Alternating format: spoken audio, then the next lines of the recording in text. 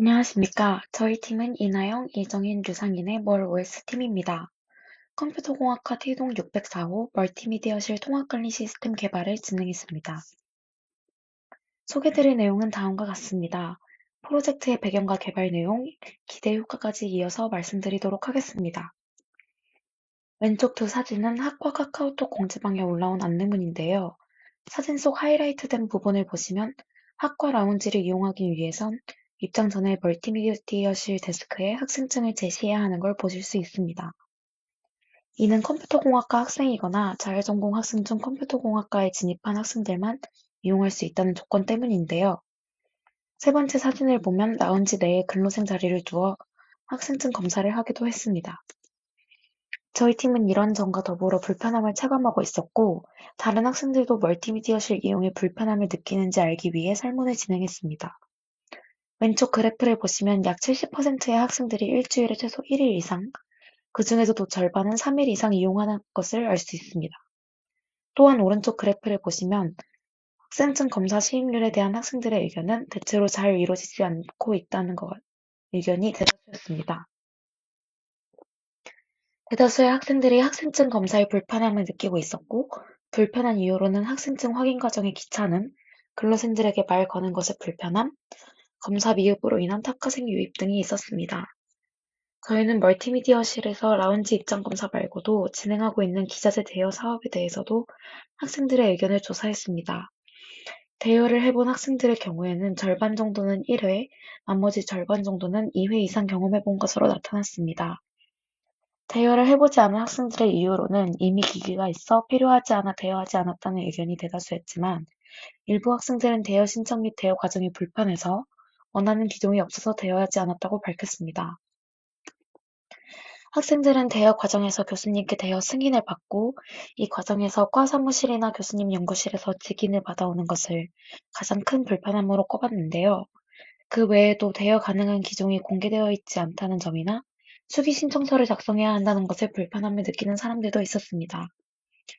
이와 같은 의견을 덧붙여 근로생과 이용 학생 입장으로서 종합해본 현재 문제점은 라운지 입장을 위해 학생증을 인증하는 과정의 불편함, 대여 및 반납 과정의 불편함, 대여 기록 관리의 불편함 등이 있습니다.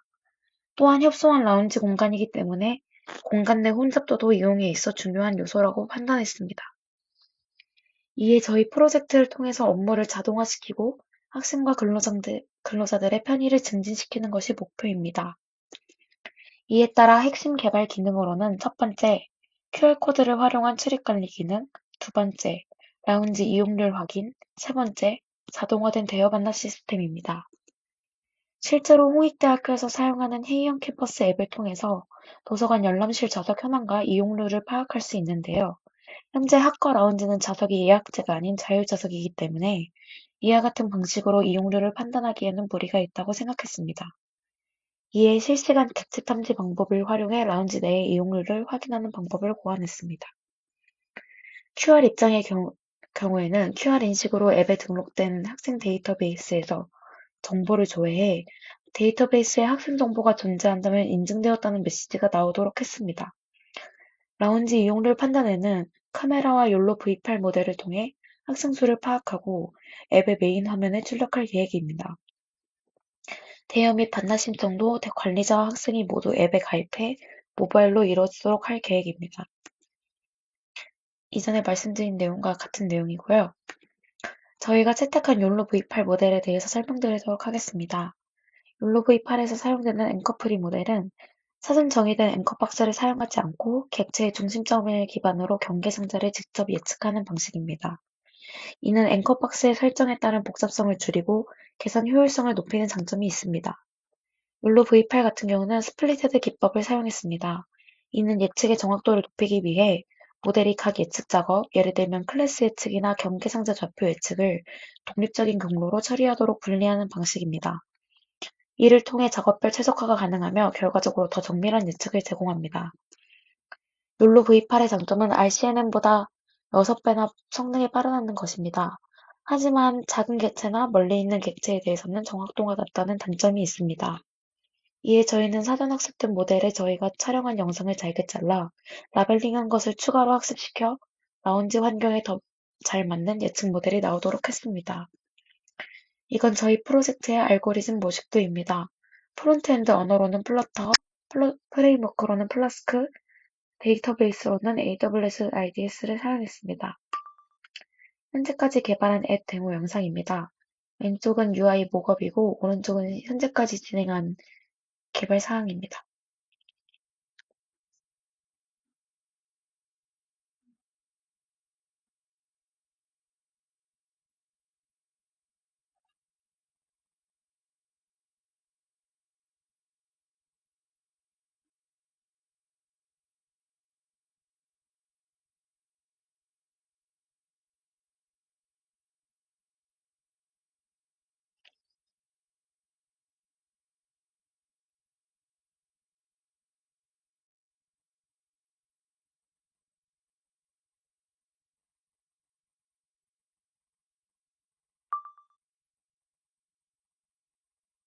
네, 이와 같은 기능들이 있고요. 여기서 보이는 왼쪽 영상은 욜로 모델을 돌렸을 때 사람이 몇 명인지 계산해서 즉각적으로 반환해주는 모습입니다. 이에 데이터베이스에 시간별로 사람들 수가 저장되어 앱에서 점유율을 파악할 수 있습니다. 이건 초기에 욜로 V8 모델을 적용했던 건데요. 초기에는 학습이 잘 되지 않아 멀리 있는 객체는 인식을 잘 하지 못했고, 의자나 공기청정기 같은 것을 사람으로 인식하는 경우도 있었습니다. 또한 사람으로 인식을 하더라도 정확도가 낮은 것을 볼 수 있습니다. 이에 추가적으로 학습을 진행했습니다. 훈련 데이터는 964개의 이미지, 검증 데이터는 111개, 테스트는 56개로 하였습니다. F5000까지 돌려보고 오버피팅 구간을 확인했고 가장 정확도가 높도록 하이퍼 파라미터 튜닝을 진행했습니다. 이에 학습 후반부의 로스 값들에 대해서 이미지가 나와 있는데요. 여기서 나와 있는 박스 로스, 클래시피케이션 로스, 디스턴스 포컬 로스에 대해서 설명드리도록 하겠습니다. 박스 로스는 예측될 경계상자와 실제 경계상자 간의 차이를 측정합니다. 모델이 객체의 위치를 얼마나 정확하게 예측했는지를 나타냅니다. 클래시피케이션 로스의 경우에는 예측된 객체 클래스와 실제 클래스 간의 차이를 측정합니다. 모델이 객체를 얼마나 정확히 분류했는지를 반영합니다. 디스턴스 포컬 로스의 경우에는 예측된 경계상자의 위치를 더 정밀하게 조정하도록 합니다. 값이 낮을수록 경계상자의 위치 조정이 더 정확해졌음을 의미합니다. 이런 개발로 기대하는 것은 학생과 근로생의 편의성을 증가시키고 학생 복지를 홍보하며 신규 학생들이 유입되도록 하는 것입니다. 지금까지 월 OS 팀이었습니다. 이상으로 발표를 마치겠습니다. 감사합니다.